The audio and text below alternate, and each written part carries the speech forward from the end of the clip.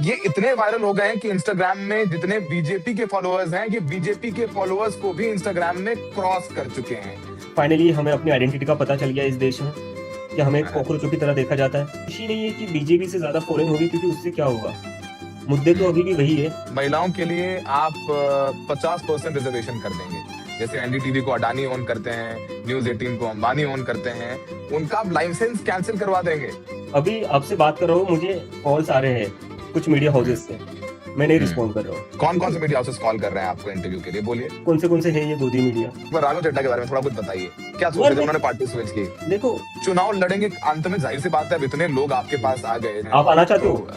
नहीं, मैं अगर अप्लाई करता हूँ उसके लिए भी कंपटीशन नहीं, होगा ना। आपको तो मैं राज्यसभा भेजूंगा, बस आप अपना सत्य परेशान मत होने देना। राज्यसभा मम्मी पापा क्या कह रहे हैं आप? You are very young, mummy papa को लोग बोल ही रहे होंगे, देखो आपका बेटा क्या कर रहा है। मुझे तो लगता है कि मैं दिल्ली एयरपोर्ट पर लैंड होते ही मुझे वहां से ही कॉन्वॉय दिल्ली पुलिस का तिहाड़ जेल लेकर चला जाएगा।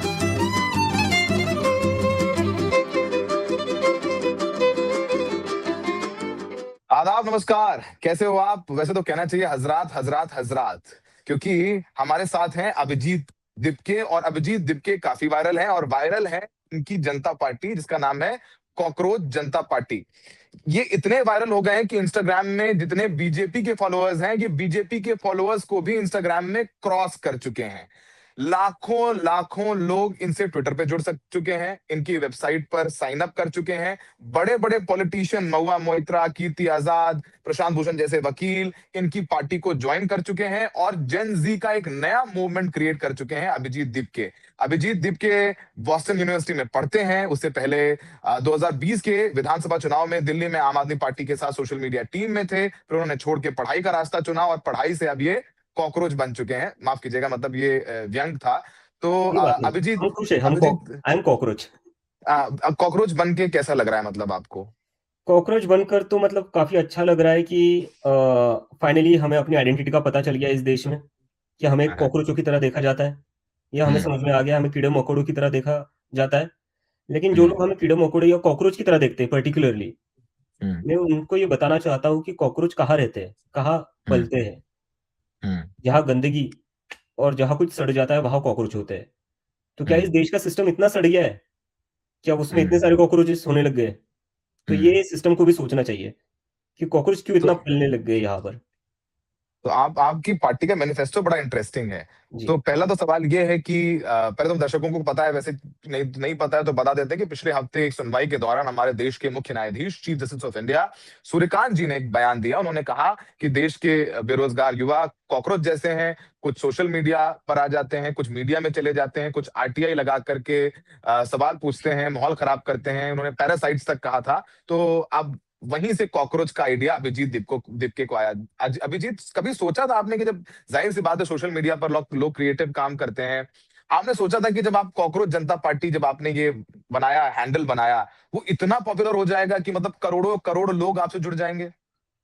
सौरभ, आज से 4-5 दिन पहले तक मैं जॉब्स के लिए अप्लाई कर रहा था मेरा, क्योंकि अभी अभी ग्रेजुएशन हुआ है, तो मैं जॉब्स के लिए अप्लाई कर रहा था और मेरा उस पर फोकस था। तो मुझे तो कोई आइडिया ही नहीं था ये सब होने वाला है। हम्म। तो मैंने तो खाली वो जब स्टेटमेंट सुना, तो मुझे हम्म। थोड़ा सा बुरा लगा कि chief justice of India, custodian of the constitution, who is suppose to hmm. Protect the fundamental rights like freedom of expression, और हम्म। वही इंसान जो लोग अपना फ्रीडम, अपना वॉइसेस एक्सप्रेस कर रहे हैं, अपने कंसर्न्स एक्सप्रेस कर रहे हैं, उनको कॉकरोचेस और पैरासाइट से कंपेयर करते हैं। ये क्या चल रहा है इस देश में? हम्म। तो उसके चलते मैंने लिख दिया, what if all cockroaches come together. और अब हम्म। हम देख रहे हैं कि क्या होता है जब कॉकरोचेस सारे साथ में आ जाते हैं। बीजेपी से ज्यादा फॉलोइंग हो गई है। कितने हो गए अभी इंस्टाग्राम पे आप लोगों के अभी मुझे फॉलोअर्स? खोलकर देखना पड़ेगा, क्योंकि ये ना हर मिनट बढ़ते जा रहा है। तो मैं आपको अभी लेटेस्ट फिगर बताता हूँ, 11.2 मिलियन। 11.2 मिलियन, और हाँ, बीजेपी के कितने हैं?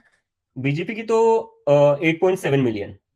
मतलब बीजेपी से तो कई मिलियन अब आगे निकल गए हैं। जी। तो मतलब कम से कम इंस्टाग्राम पे तो बीजेपी को आपने एक हफ्ते के अंदर, इस पार्टी बनाने के एक बाद हफ्ता आपने नहीं, बीजेपी को एक हरा हफ्ता दिया। नहीं, 4 दिन। कितने दिन हो गए? 4 दिन में आपने बीजेपी को इंस्टाग्राम पे पीछे कर दिया। कैसा महसूस कर रहे हैं आप, अभिजीत? मुझे ये लग रहा है कि एटलीस्ट अभी तो समझ जाना चाहिए कि जनता का मूड कहाँ पर है, लोगों का मूड कहाँ पर है, इस देश का युवा क्या फील करता है। हम्म। मुझे इसमें कोई ऐसे मतलब खुशी नहीं है कि बीजेपी से ज्यादा फॉलोइंग होगी, क्योंकि उससे क्या होगा, मुद्दे तो हम्म। अभी भी वही है।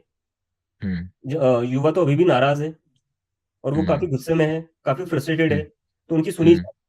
पर क्या ये सरकार हम्म। सुनेगी? मुझे नहीं लगता। पिछले 10-12 साल में जो हुआ है, उनके पैटर्न्स, उनके फंक्शनिंग को देखकर मुझे नहीं लगता कि ये लोग सुनने को तैयार रहेंगे।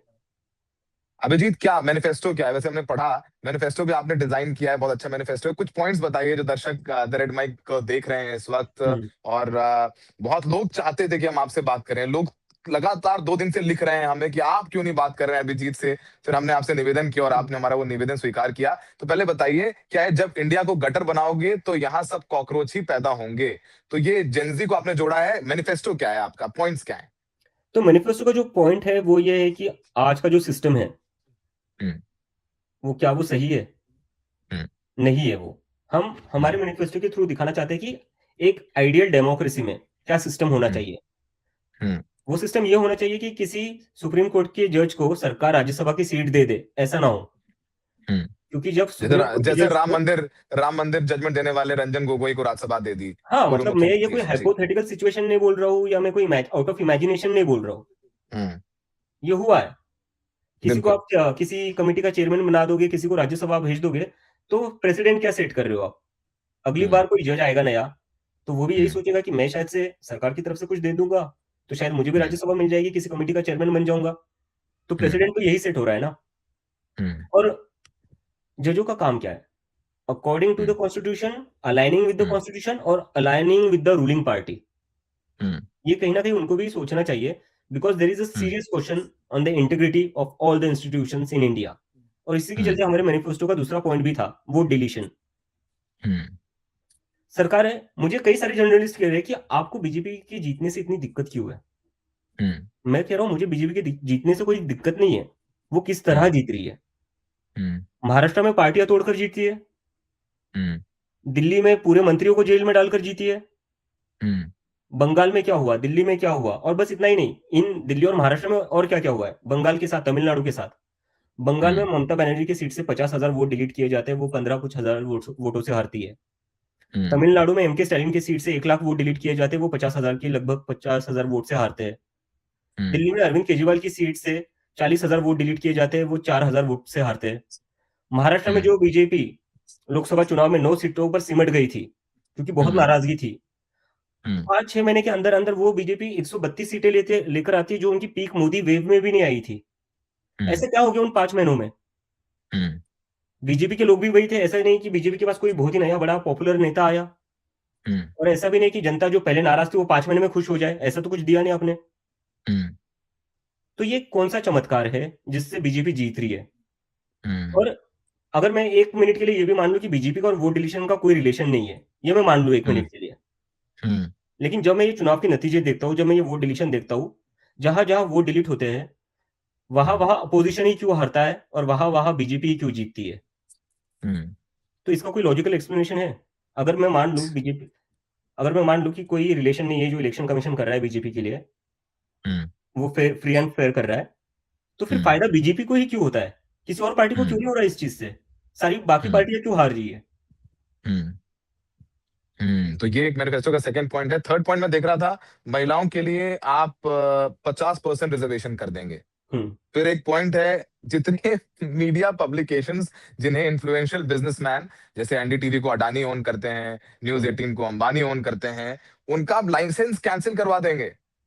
बिल्कुल। ये नहीं होना ये चाहिए। इसके बारे में बताइए, थोड़ा नहीं होना इलाबोरेट चाहिए। करिए। हाँ। मैं हम्म। अभी आपसे बात कर रहा हूँ, मुझे कॉल्स आ रहे हैं कुछ मीडिया हम्म। हाउसेस से, मैं नहीं हम्म। रिस्पॉन्ड कर रहा हूँ।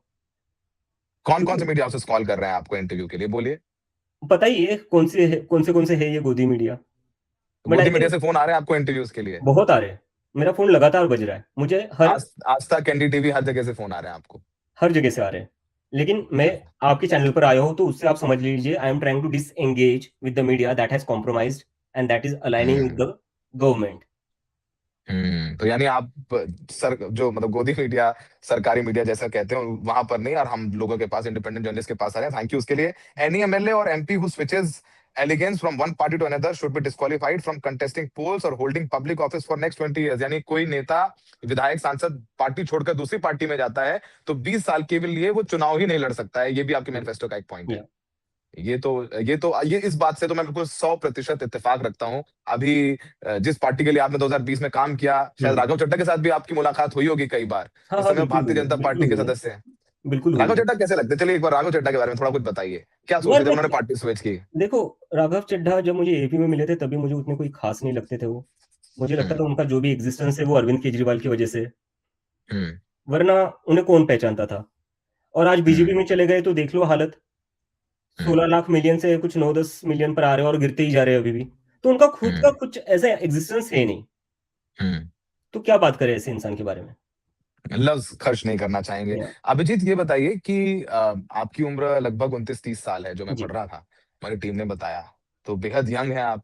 तो अब आपकी कॉकरोच जनता पार्टी वायरल हो गई है, कम से कम इंस्टाग्राम हम्म। में तो बीजेपी से आगे निकल गई है। हम्म। और अभी आप इस सरकार का रुख जानते हैं, आप ही ने बताया कि हम्म। लोकसभा चुनाव से पहले आम आदमी हम्म। पार्टी आधी जेल में थी, नहीं हम्म। लगभग-लगभग पूरी जेल में थी। हम्म। हेमंत सोरेन जेल में थे, हम्म। संजय राउत जेल में थे, बहुत सारे लोग जेल में थे। तो डर नहीं लग रहा, मतलब गला नहीं सूख रहा है आपका? कि मतलब अभी तो आप चलिए बॉस्टन में अमेरिका में हैं, लेकिन हिंदुस्तान तो नहीं नहीं, आना बात पड़ेगा। सुनी, मैं जब इंडिया में था तभी मैं बोला करता था। अच्छा, ठीक है। हाँ, क्योंकि बॉस्टन में मैं तो 2 साल पहले आया हूँ ना। हुँ, 2 साल पहले तो मैं इंडिया में ही था और तभी मैं बोला करता था। सुनो, मुझे लगता है हुँ, इंसान को डर तब लगता है जब हुँ, इंसान को पता नहीं होता है कि क्या हो सकता है। हुँ, जब अनसर्टेनिटीज हो कि यार क्या हुँ, हो सकता है, ये सवाल मन में हो। मेरे मन में वो सवाल है ही नहीं। क्योंकि हुँ, जब से मैं समझ रहा हूँ पॉलिटिक्स पिछले 10 साल से, तब से मैंने क्लियर हुँ, पैटर्न देखा है। हुँ, जो जो इस सरकार के खिलाफ खड़ा हुआ है, हुँ, या तो उसके ऊपर केस हुआ है या उसको डिटेन किया गया है या उसको जेल में बंद करके रखा गया हो। तो जब हुँ, मुझे पता है कि ऐसा किया जाता है, उसके बाद भी अगर मैं बोल रहा हूँ और इतना खुलकर बोल रहा हूँ, तो इसका मतलब डर खत्म हो गया है ना। और कब तक डर कर जिएंगे यार इन लोगों से। हुँ, ऐसे डर कर जिएंगे तो ये डेमोक्रेसी थोड़ी ना रहेगी। हुँ, और अब कॉकरोच भी बोल रहे हैं यार बस हो गया, नहीं डरना है। और 24 कितने 94 11 मिलियन हो गए, सॉरी 1 करोड़ 10 लाख लोग बोल रहे हैं कि बस हो गया यार, नहीं डरना है अब। डेमोक्रेसी है, डेमोक्रेसी में डेमोक्रेसी की तरह रहेंगे हम। हमारे कॉन्स्टिट्यूशनल हुँ, राइट से बोलना हम बोलेंगे। हुँ। देखते हैं कितने लोगों को अरेस्ट करते हैं। मुझे तो पूरा पता है, अगर मैं इंडिया आता हूँ, मेरा इंडिया आने का प्लान है अगले महीने, क्योंकि मैं अभी जस्ट मेरा ग्रेजुएशन डे हुआ है। मुझे हुँ, इतना ही, मुझे तो लगता है कि मैं दिल्ली एयरपोर्ट पर लैंड होते ही मुझे वहां से ही कॉन्वॉय दिल्ली पुलिस का तिहाड़ जेल लेकर चला जाएगा। आपको लगता है वो गिरफ्तार कर लेंगे? हाँ, पूरी तरह। क्यों नहीं करेंगे। बाकी लोगों के साथ यही करा हुँ, है ना। मैं कोई स्पेशल हूं, मैं ऐसा नहीं कह रहा हूँ। जो हुँ, बाकी लोगों के साथ किया है मैं उसके हिसाब से बोल रहा हूँ। I am just going by the patterns. हुँ, हुँ। अच्छी अच्छी बात है। ये बताइए कि अब इतनी पॉपुलैरिटी हो गई, कॉकरोच जनता पार्टी बिल्कुल ग्रोइंग लीप्स एंड बाउंड्स, मतलब बिल्कुल तेज़ी से ग्रो कर रही है, हर रोज़ ग्रो कर रही है।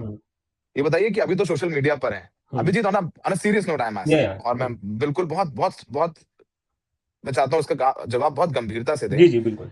चुनाव लड़ेंगे, अंत में ज़ाहिर-सी बात है, अब इतने लोग आपके हम्म। पास आ गए, जेन ज़ी आपके साथ है, हम्म। क्योंकि एक मिलेनियल्स का एक आंदोलन हुआ हम्म। 2011-12 में। I am hmm. A millennial. वो हम्म। आंदोलन हुआ और दिल्ली में तो एटलीस्ट सत्ता परिवर्तन हुआ, हम्म। और शायद थोड़ा ओवर एम्बिशियस हो गए अरविंद केजरीवाल, चुनाव हम्म। लोकसभा भी लड़ गए, वगैरह-वगैरह, पर अभी पंजाब में है वो, हम्म। गुजरात में है,